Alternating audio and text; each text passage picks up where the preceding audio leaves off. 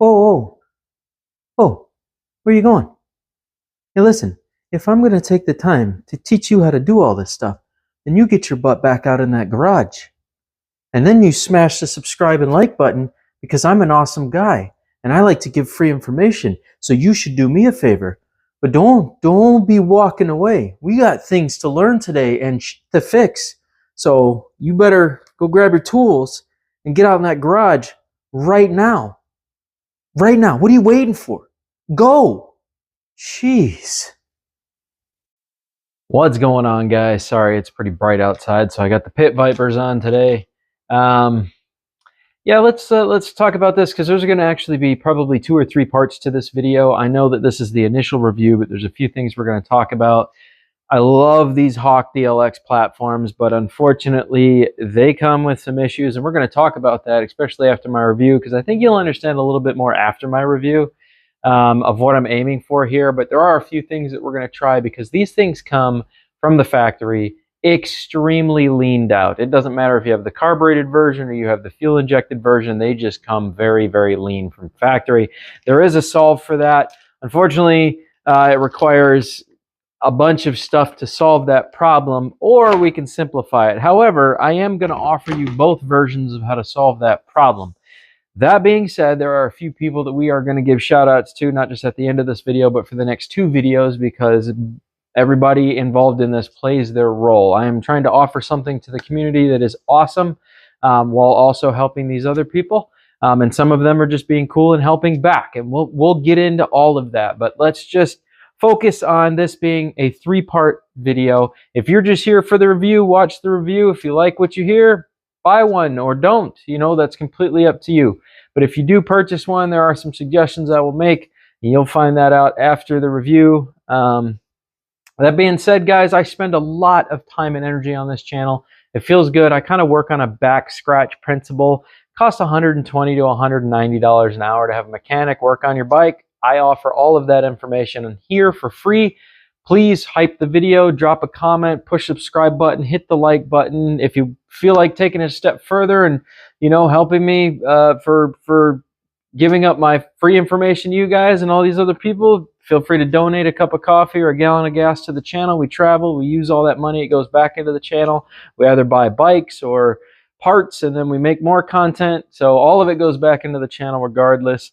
That being said, if you really want to and you want to support me for a long period of time for super cheap, instead of sending one, you know, super chat or something like that, or one donation, feel free to join my membership program. You can join for like $1 or $2 a month, and it, you know, enough people do that, it really helps. But that being said, let's go give this DLX its review. It's a 2025. It only has 700 miles on it. I got it for a fairly good price. I've already done some little work to it. I haven't done anything tuning wise because, like I said, that's a whole separate 2 videos that we're going to make in regards to that, and give different people shout outs and tuning shops and all sorts of stuff. And we will get into that because I can help you solve your problems. If you bought one of these, I can help you solve your problems and tell you exactly where to go or how to do what you need to do to solve it yourself.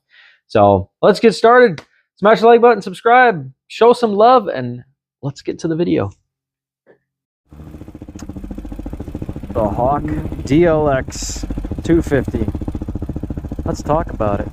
While I'm in traffic and I'm riding to my girlfriend's, let's do a review on this thing, because I got a whole video planned for you guys, 3 video series coming up about how to fix the problems out of the box.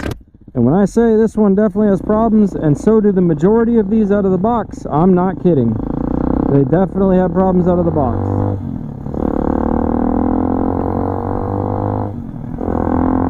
They have plenty of power to keep up with traffic, as you can see. Gear number 5. Pulling along. I got my GPS up here so you can see the difference in speed.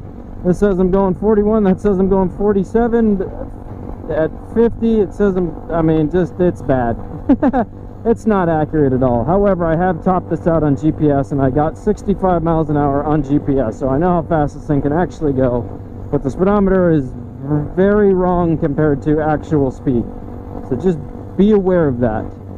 So out of the box, these things are very lean condition. They run extremely lean, and it's problematic. to the point where these bikes get very, very hot. I don't know why they factory lean them out so hard, but they do. And unfortunately, it's just so bad for the engine because it's already an air-cooled engine. And it would benefit so much more from having a richer fuel system. You would have more power, more performance, cooler engine. It would react better. The throttle response would be better. Now, with all that being said, there is a fix for that. There's two fixes, and I'm going to offer you both of those. Not in this video, but we're going to talk about it at the end of this video, so make sure you stick around. So, things I've noticed with this is that it cruises good, the gears are smooth, the clutch needed adjustment when I first got it because it was way out of whack. So was the handle. This was not properly set. The valves were way too tight. I had to set those properly. I have a whole video on how to do both of those things. I'll put the playlist for my corrections to this bike down below in the description of the video and in the comment section, so you guys can correct those issues for yourself. That being said, overall, it's a good bike. The suspension's great. It handles 2-up riding. There is some power loss right now, but that's because it has a factory lean condition that needs to be retuned. And the only way to do that is with your computer and an ECU HUD hacker software, or sending your ECU into MotoCult and having them tune it for you at a cost. Right, and we're going to go over both of those. I'm having both of them done. I'm putting a custom tune on it myself with my own software and my own cable, and I'm going to do the MotoCult tune after we're done tuning it myself. So I'll send it off to MotoCult and see how much they can advance the tune that I put on it, right? So be expecting that video. But overall, how is this bike for cruising, riding around town? Well, I'll tell you this. When you first get the bike, and you warm it up, let it warm up. Just let the bike warm up for like 2 minutes before you take off on it. Give the bike a chance to figure out what the O2 sensor is doing, get the fuel mixtures and the fuel leans correct so that the bike is running at reasonable performance. After about 1.5 to 2 minutes of idling, I would suggest taking it for your ride. It'll probably feel like it's lacking on power and it's a little bit jumpy and edgy for the first mile, maybe 2, and then after that your ride should smooth out. That's going to be an every time you jump on it thing, so just be aware of that. And that's because of the factory tune that's on these. It's just a very lean tune, okay? But let's talk about the bike itself. I love the cluster. I love the gear indicator for newbies. I love that it has a tachometer. The speedometer is very wrong. The gas gauge is accurate. There's a lot about this that I do like. It does let me know when my turn signals are on. It lets me know when my high beams are on. It's got a great starter class cluster on this thing. And it rides in traffic with no issues. 45, 45. I don't need to speed through here. I don't need to rip. I know the top speed of the bike currently 65 miles an hour. I could take it on the highway if I wanted to. But it's also an air-cooled engine, so there's no reason for me to push this bike that hard unless I'm trail riding or something like that. But as of right now, there's no cars passing me. I'm cruising with traffic, and it doesn't take much to get up to speed. It's got a very light clutch. I can pull the clutch with 2 fingers. It's a very cheap motorcycle to work on. All of the sensors are cheap, so if you have to replace sensors, you're looking at like $40 for an injector. You know, $40 for or $29.99 for a new O2 sensor if it fails. The entire throttle body is $100. The fuel pump, the entire fuel pump assembly is $100. These are all easily replaceable parts. So overall, it's a great bike for a starter because it's such a simple bike. There's just not much to it, and it'll function on standard OBD2 protocol. So if you do have a check engine light and you order the 6-prong connector for the diagnostic port, you can hook it to most standard OBD2 scanners that you have at your house. You can buy a cheap scanner for like $5, an ELM327 or an MS309. You know, those are all very, very cheap scanners that you can pick up for $5 to $10 on Temu, AliExpress, Amazon, and they all work for this bike. So you can read the codes, it'll tell you what's wrong with your bike. Or you can order the VKK cable, connect it to your computer, and you can see all your live data readouts, and you can tune it, and you can make software adjustments. This has a Delphi, this specific one has a Delphi Delphi, oh god, I can't even think of it right now. That dude's like, what's up? Little electric dirt bikes. Anyways, long story short, it has an MTO5 or an MTO 5.2 or an MTO 5.3. Now, the MTO 5.3 cannot be tuned by MotoCult, but you can adjust it with ECU HUD Hacker software. Like I said, I have a whole video for all that coming. But right now, let's just talk about it. Factory tune, it sucks. It's horrible. The factory tune on this bike is garbage. It is just a bad tune. This bike is lacking performance and running good because the tune is so bad. It's got a very twitchy throttle because if you let off or give it throttle, it's so touchy, and that's because it's running so lean. If they were to adjust the fuel air mixture in between the RPM ranges, this bike would smooth out so much more, have so much more performance. So once again, this bike benefits from having a professional tune done on it, or if you know what you're doing, tune it yourself. It is fully able to do that with the MTO5 Delphi. So just be aware of that. It rides good.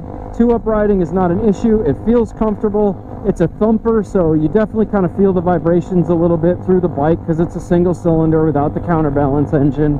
The clutch is smooth. The gears are smooth. Everything about this bike is spot on for trail riding and enduro, or just basic street use. You know, all these cars right now feel like they need to go fast. I just don't. They get on this back road here and they think they just need to rip balls through here. That's 45. They're all going like 60, 65. It's stupid. It's ridiculous. Now, could I go that fast? Yes. Do I need to? No, I don't need to. There's no point. Why would I need to do that, you know? But the bike itself functions well in traffic. I'm in Florida. I feel comfortable on this bike. If I pull back, it's got plenty more throttle. Plenty more throttle, and that's with a bad tune on it. If this had a real tune on it, boy, this thing would feel like a rocket ship with a good tune on it. So, but for the basic person just getting into motorcycles, or just wants something easy to kind of just tinker around and you know, putz around town on, this is great.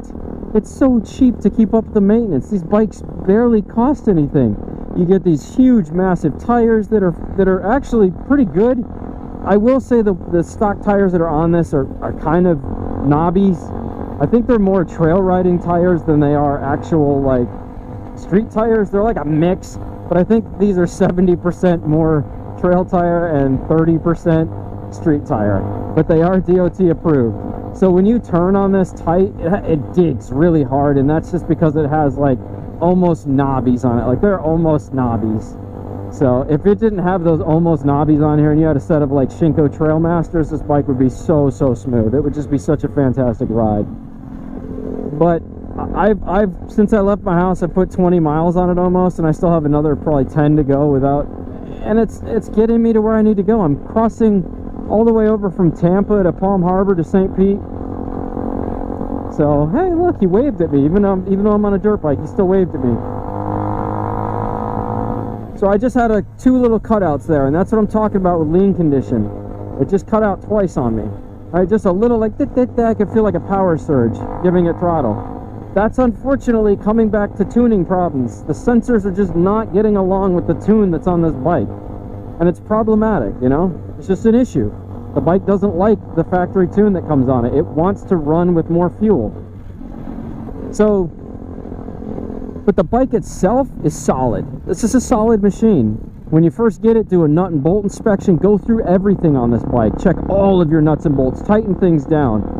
After your first like 500 miles, go through everything. Do another nut and bolt inspection. Tighten things down. If you have to, you know, get blue thread locker, mid-strength thread locker. Don't use red, use blue. And if things are backing out, put thread locker on them. Pop them back in. Give them 24 hours to sit, then ride again, you know? But there's no real issue with this bike other than the tune. That's the only thing I can say about this bike, is that it suffers from a bad factory tune. Outside of that, starts up every time, runs, rips. It's reliable. It gets me from point A to point B, you know? And it still has power. I'm going 51 now. If I want to pull up on this car, just pull back a little bit more. Now I'm on these cars. I'm going 55 miles an hour. I'm about to run into the back of them. So it has plenty of power to flow with traffic and pass cars if you need to. Whatever you got to do, this bike can do it. It's capable, you know? And for under $2,000, it's fantastic, especially if you tune the ECU that comes on it. Then you'll have an amazing bike for many, many years. Change your oil every 1,000 miles, and I'm not kidding. Change your oil every 1,000 miles. There's a lot of bikes out right now, but every 1,000 miles, change your oil. Don't even think about it. It's going to wear out fast because this is an air-cooled engine. Because it's air-cooled, right, it suffers from a lot more heat than a liquid-cooled bike or even an oil-cooled bike, which you can get an oil cooler for this, okay? But it is an air-cooled engine. It requires air to be moving across the engine and the clutch and everything and the cylinder to cool it off. So I would suggest getting an oil cooler if you're going to keep the bike for a long period of time. So those are the real two big mods that I would suggest to you. Oil cooler and get off the factory tune. Tune it yourself or send it off to MotoCult. Like I said, at the end of the video, stick around. I'll have all that information in here. We're gonna tune it ourselves on one video, and then another video I'm sending it off. I'm gonna get it back and we're gonna test his tune and see how much better it is than the tune that I'm gonna put on it myself. Okay? I hope you guys enjoyed that video. Like I said, stick around. I got a little speech after this. I'll catch you guys in the next one. Toodles. Alrighty guys, welcome back. It's good to have you back again. Kind of following this up after the first section. So I have reached out to a few different people. One was Moto Cheese. For those of you guys who don't know Moto Cheese, he's probably the original DLX or Hawk content creator, carbureted and fuel injected. But I don't see that Moto Cheese is very active anymore on his YouTube channel doing this. However, the person that he does suggest for the Moto or the Cheesy tune for the DLX versions, I did reach out to Alex. Alex was kind enough to get back to me. Super cool. I think we're going to work on a video together that hopefully me and him will get things figured out. We'll be able to release a complete video for you based on the new ECU HUD Hacker software. If you would like to tune the machine yourself, it is definitely a bit more complicated, requires some specific cables and a computer capable of running the software and a very good understanding. If any of you guys are coding or tech people, then this is probably going to be fairly simple for you. For those of you who are not, there are other options other than tuning it yourself, which brings me to my next point that I want to make. I reached out to MotoCult, who does all the way up to a stage 5, I want to say, tune on these things and sells a lot of parts for the Hawk. Very, very cool that they were able to communicate with me. I did reach out on their website. We had a talk. I told him what I wanted to do for the community. He stepped up to the plate. Kevin's a really good guy. Like I said, super, super awesome, generous.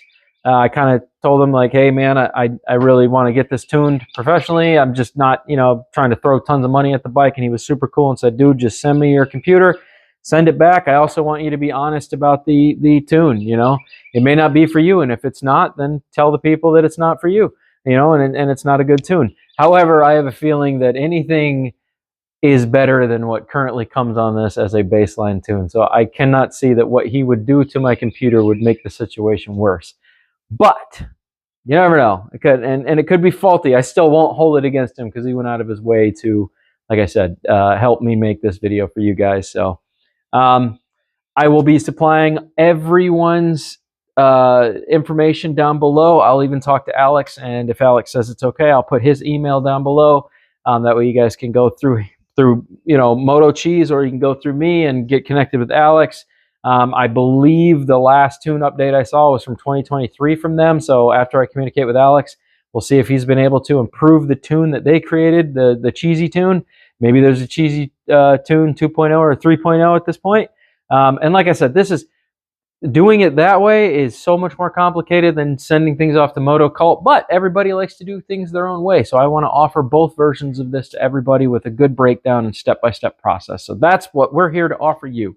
So don't forget to smash the like button, subscribe, show some love. If you feel like it, donate to the channel. Everybody that's involved in this is amazing and super generous for giving up their time. So I hope these videos help you guys, and I'll see you in the next one.